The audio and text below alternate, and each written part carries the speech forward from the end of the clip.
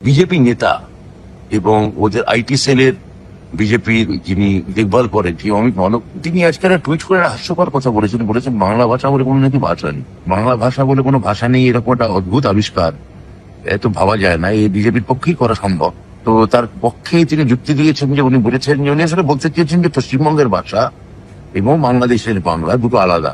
উনি সিলেটের ভাষার উদাহরণ দিয়েছেন, বলেছেন সিলেটের ভাষার সঙ্গে কলকাতার ভাষার কোনো মিল নেই, কিন্তু এই বাঁকুড়ার বাংলা বা চট্টগ্রামের বাংলা, সিলেটের বাংলা বা পুরুলিয়ার বাংলা, ঢাকার বাংলা বা কলকাতার বাংলা, এই যে সব অজস্র উপভাষা, এর একটাই মা, তার নাম বাংলা ভাষা।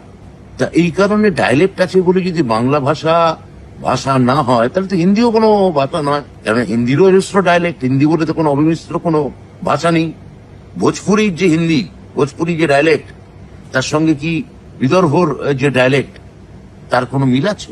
আগামী দিনে এই বাংলা ভাষা তার আন্দোলন নিয়ে, তার জাতিগত অস্তিত্ব নেই, যে বাংলার উপর যে জেনোসাইড করার পরিকল্পনা আপনারা বাংলার এবং বাঙালির সঙ্গে করেছেন, তার বিরুদ্ধে নেতৃত্ব দিচ্ছেন মমতা বন্দ্যোপাধ্যায়।